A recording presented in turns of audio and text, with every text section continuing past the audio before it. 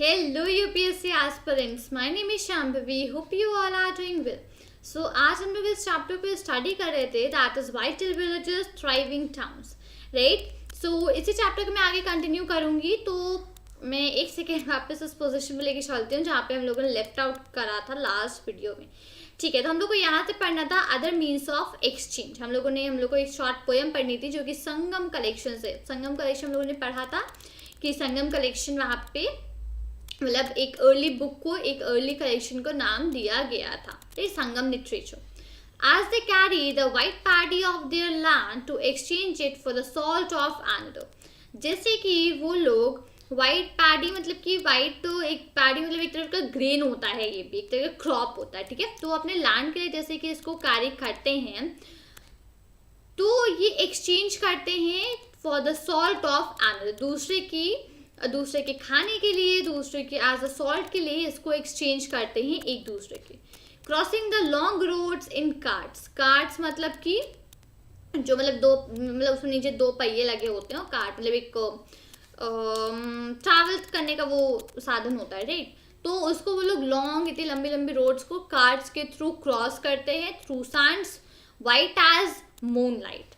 और वहाँ पे जो जो रास्ते वो लोग लाइक क्रॉस करते हैं तो उसमें सैंड होती है जैसे कि एज बिल्कुल सफ़ेद जैसे कि मून लाइट की तरीके। टेकिंग होल फैमिलीज, अपनी पूरी फैमिलीज को साथ लेके, who hate to be left behind, जो उनसे नफरत करते हैं उनको पीछे छोड़ते हुए, the departure of the salt merchants leaves the city empty. और जैसे ही सॉल्ट मर्चेंट वहाँ से डिपार्चर करते हैं तो जो सिटी होती है वो पूरी लीव्स द सिटी एम्प्टी, तो सिटी वहाँ पे पूरी खाली हो जाती। Salt was produce plentifully along the sea coast, तो जो पे सॉल्ट थी बहुत सारी प्रोड्यूस होती थी सी कोस्ट पे, ठीक है। तो यहाँ पे एक छोटी सी पोएम थी। स्टार्ट करते हैं आज का टॉपिक हम लोग, that cities with many functions. अब सिटीज जहाँ पे बहुत सारे फंक्शंस होते थे। Very often a single town was important for a variety of reasons. अब एक जो सिंगल टाउन था वही काफ़ी इंपॉर्टेंट था कई सारे वैरायटी ऑफ रीजंस की वजह से, ठीक है। तो अब और वहाँ पे क्या चीज़ें होती थी, वन सेकेंड, तो राइट हियर। तो अब हम लोग इसी चीज़ का यहाँ पर एक एग्जाम्पल लेते हैं, दैट इज़ मथुरा, ठीक है। तो जैसे कि मैं बता रही थी एक सिंगल टाउन तो काफ़ी इंपॉर्टेंट हो सकता है कई सारे रीजंस की वजह से, तो इसी का एक एग्जाम्पल है Mathura. Mathura has been an important settlement for more than 25 years. Mathura एक बहुत ही इम्पॉर्टेंट रहने की जगह हो गई थी, बहुत इम्पॉर्टेंट सेटलमेंट हो गया था for more than 2500 years ago से, ठीक है। 2500 साल पहले से ही मथुरा एक बहुत इम्पॉर्टेंट सेटलमेंट हो गया था। It was important because it was located at the crossroads of two major routes of travel and trade. अब ऐसा क्यों था, ये इसलिए इम्पॉर्टेंट हो गया था क्योंकि एक ऐसी जगह लोकेटेड था, एक ऐसी जगह था जहाँ पे crossroads of two major routes of travel and trade. अब ट्रैवल करने का और ट्रेडिंग का जो रूट था एकदम उसके आप ऐसे करो एकदम उसके सेंटर पे वहाँ पे लोकेटेड था मथुरा, ठीक है, जो कि था north west to the east and north to the south. North west to the east और नॉर्थ टू द साउथ इस जो डायरेक्शन है इसके बीच में मथुरा वहाँ पर लोकेटेड था। There were fortifications around the city, city के चारों तरफ फोर्टिफिकेशंस मतलब कि बहुत बड़ी बड़ी दीवारें बनाई हुई थी। एंड सेवरल श्राइन्स, बहुत सारी श्राइन्स भी थी। Farmers and herders from adjoining areas provided food for people in the city. अब जो फार्मर्स, जो हर्डर्स और फार्मर्स थे, जो आसपास के एरिया में फार्मर्स और हर्डर्स थे, वो जो लोग थे उस सिटी में उनको खाना प्रोवाइड करा करते थे। Mathura was also a centre where some extremely fine sculptures were produce. अब मथुरा एक ऐसा सेंटर भी था जहाँ पे बहुत सारे फाइन स्कल्पचर भी प्रोड्यूस होते थे, ठीक है। Around 2000 years ago, Mathura became the second capital of the Kushanas. ठीक है, अब 2000 ईयर्स पहले, 2000 साल पहले मथुरा जो था वो सेकंड कैपिटल बन गया खुशानास का। खुशानास क्या है ये हम लोग चैप्टर नंबर 9 में आगे इसको पढ़ेंगे। Mathura was also religious centre. अब मथुरा एक रिलीजियस सेंटर भी था जहाँ पे बुद्धिस्ट मोनास्ट्रीज थी, जैन की श्राइन्स थी, और वहाँ पे एक बहुत ही इम्पोर्टेंट सेंटर था जहाँ पे कृष्ण जी की वर्शिप के लिए वहाँ पे एक बहुत ही इम्पोर्टेंट सेंटर भी था, ठीक है। Several inscriptions on surfaces such as stone slabs and statues have been found on Mathura.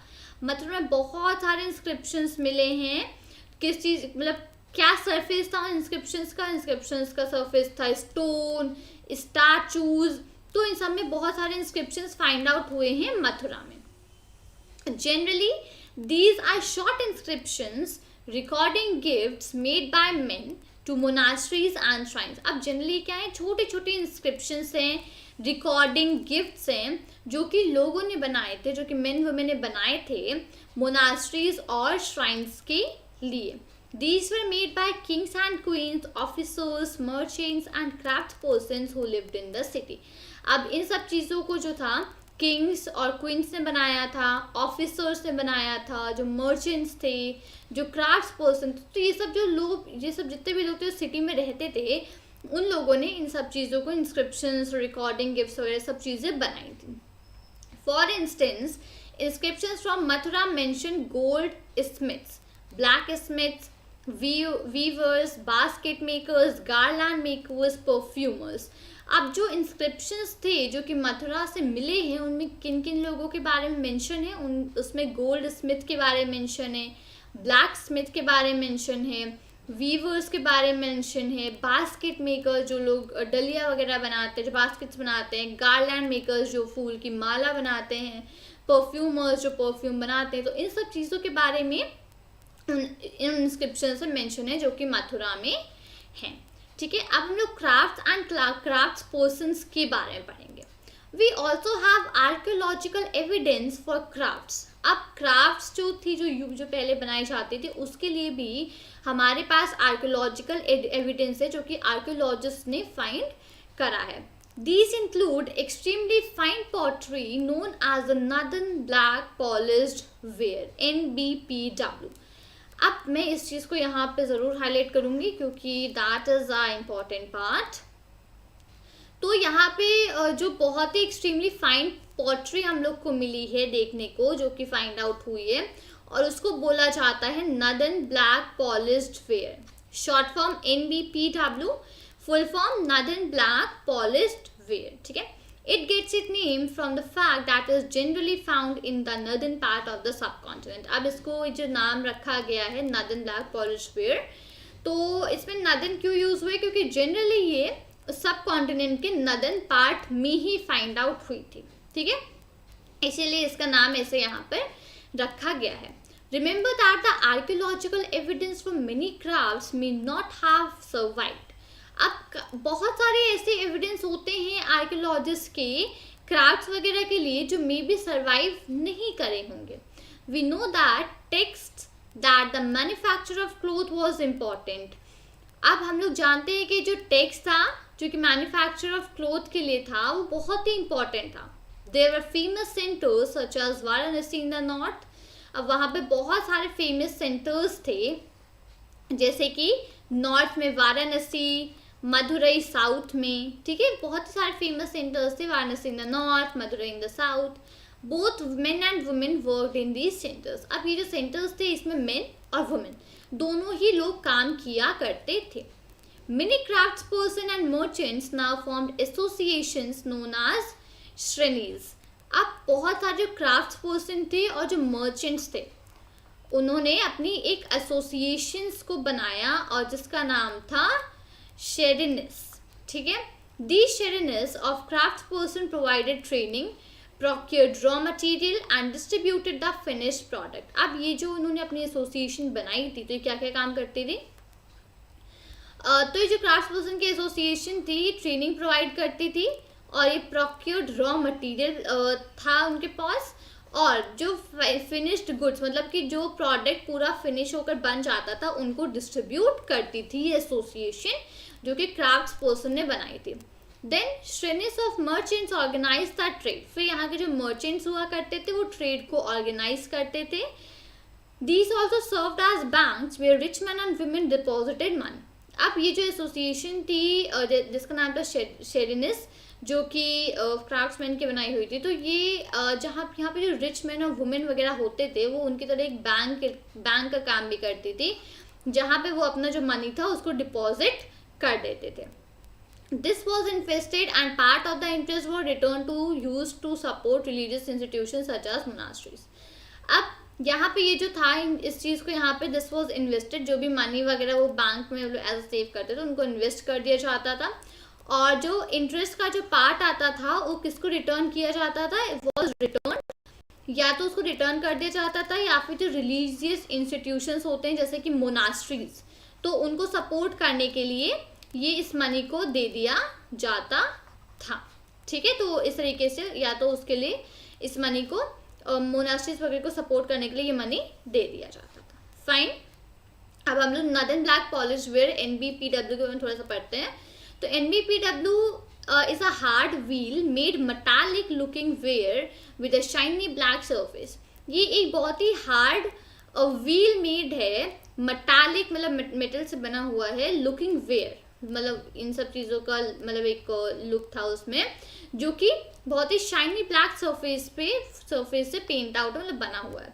The potter used to expose a earthenware to very high temperature in his kiln which resulted in the blackening of its outer surface। अब जो Potter था उसको क्या करता था, उसको expose कर देता था earthenware में बहुत ही हाई टेम्परेचर में। ठीक है, उनकी किल्न होती है, एक मतलब टूल होता है उनका भी, तो उसमें उसको एक्सपोज कर देते थे उस earthenware को बहुत ही हाई टेम्परेचर में, जिससे कि उनके आउटर सरफेस पे बहुत ही ब्लैकनिंग हो जाए, मतलब ब्लैक हो जाता था पूरा outer surface. A fine black slip was also applied on this. अब उसके ऊपर एक ब्लैक कलर की बहुत ही फाइन स्लिप भी अप्लाई की जाती थी, और जिससे कि उस पॉटरी को मिरर की तरीके चमक मिल जाती थी। ठीक है, ग्रेट। अब यहाँ पे rules for spinning and weaving. अब स्पिनिंग और विविंग के लिए रूल्स भी यूज होते हैं। These rules are known as Arthashastra mention in chapter number 7। Spinning और विविंग के लिए जो रूल्स यूज होते थे उनको बोला जाता था अर्थशास्त्र, जो कि हम लोग चैप्टर नंबर 7 में पढ़ा है। नहीं पढ़ा है तो प्लेलिस्ट का जो लिंक है डिस्क्रिप्शन मेंशन है, आप जाके चैप्टर नंबर 7 को उसमें चेकआउट कर सकते हो। They describe how spinning and weaving could be done in workshops under the supervision of a special official। अब ये क्या डिस्क्राइब करते हैं जो स्पिनिंग और वीविंग थी वो वर्कशॉप्स में कैसे करी जा सकती है, वो भी किसी स्पेशल ऑफिशियल के देख रेख में मतलब सुपरविजन में। Widows, young women who are differently abled, nuns, mothers of courtesans, retired women servants of the king, women who have retired from service in the temples may be used for processing wool, bark, cotton, hemp and flax। अब जो मतलब इस तरीके की जितने भी यहाँ पे जिस टाइप की जितनी विमेंस यहाँ पे मेंशन अप हैं इसमें, तो वो यूज़ करती थी, may be use for processing. अब इन तरीके की वुमेन्स होती हैं उन सबको यूज़ किया जाता था, मतलब उन सबको काम कराया जाता था और क्या बनवाया जाता था, आज उनसे प्रोसेस करवाया था wool, bark, cotton, hemp and flax. तो इस तरीके की और चीज़ें उन लोग से वहाँ पे प्रोसेस करवाई जाती थी। They should be paid according the quality and quantity of work. और जिस तरीके की क्वालिटी और जिस तरीके का वो क्वालिटी का सामान बनाती थी और जिस हिसाब से वो क्वांटिटी बनाती थी उस हिसाब से उनको पे करा जाता था। Womens who are not permitted to leave their homes can send maid servants to bring the raw materials from the superintendent and take the finished work back to him. और जिन वुमेन्स को घर से परमिशन नहीं मिलती थी बाहर निकलने के लिए, तो वो अपने मेड या अपने सर्वेंट्स को बेचकर जो भी रॉ मटेरियल्स था वो मंगा लेते थे सुपरिटेंडेंट से, और वापस काम होने के बाद वो मेड या सर्वेंट वही सामान वापस जाके उन्हीं सुपरिटेंडेंट को वापस दे आते थे। Women who can visit the workshop should go at dawn to give their work and receive their wages। अब जो विमेन जो थी वो वर्कशॉप मतलब जो भी वहाँ पे काम करने आती थी उस शॉप में, तो वो लोग शाम के समय अपना काम वापस जो भी काम उन्होंने किया उसको वापस देने और उनका जो भी उसका पैसा बनता है उसको लेने जाया करती थी। There should be enough light to examine the work। अब वहाँ पे काफ़ी मतलब इतनी ज़्यादा ऑब्वियसली इतनी लाइट होगी, इतनी रोशनी होगी वहाँ पे कि जो भी काम किया है वुमेन्स ने तो सुपरिटेंडेंट उसको वॉच आउट कर पाए. In case the superintendent looks at the women और talks about anything other than the work, he should be punished. और उसके सिवा जो सुपरिटेंडेंट था वो अगर वुमेन से कोई किसी और तरीके की बात करता है या काम के सिवा कोई दूसरी बात करता है तो उससे सुपरिटेंडेंट को पनिश किया जाता था. If a woman does not complete her work, she will have to pay a fine and her thumbs can be cut off. और ऐसा होता था कि जो वुमेन्स हैं अगर वो अपना काम नहीं करती हैं कंप्लीट, तो या तो उन्हें फाइन पे करना पड़ेगा और या फिर उनके जो थम्स हैं उनको काट दिया जाएगा. ठीक है, तो ये थे स्पिनिंग और वीविंग के यहाँ पर रूल्स. अ क्लोजर लिंक, अरिका मेदु. अब हम लोग इसके बारे में पढ़ेंगे.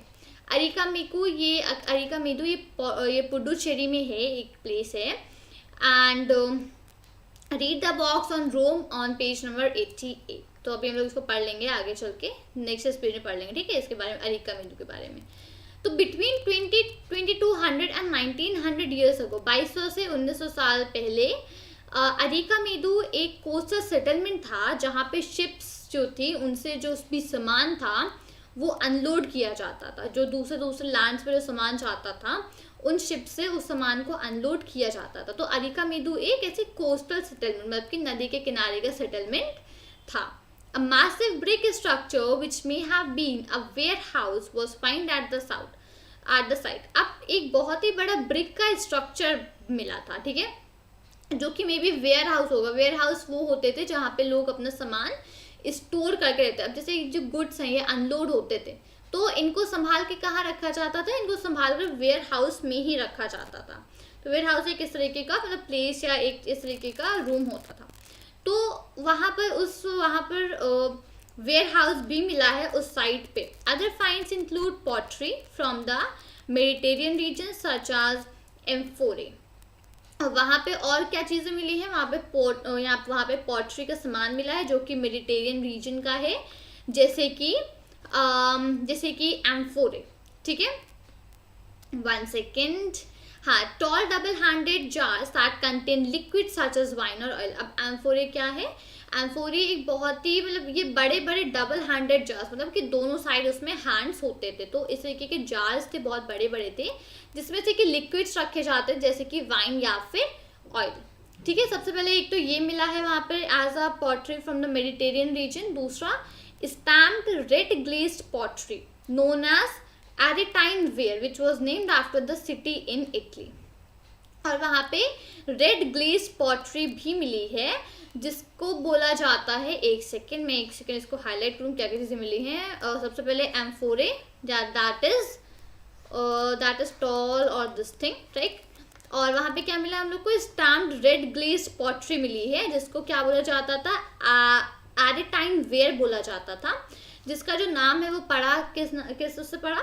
एक इटली में एक सिटी थी उसके नाम से इसका नाम पड़ा, that is Arretine ware. This was made by presenting wet clay into a stamped mould. अब ये कैसे बनाया जाता था? एक स्टैम्प का मोल्ड हुआ करता था. ठीक है, तो उसके ऊपर वेट क्ले मतलब गीली जो क्ले होती थी उसको रख करके उसके ऊपर प्रेस किया जाता था. There was yet another kind of pottery which was made locally.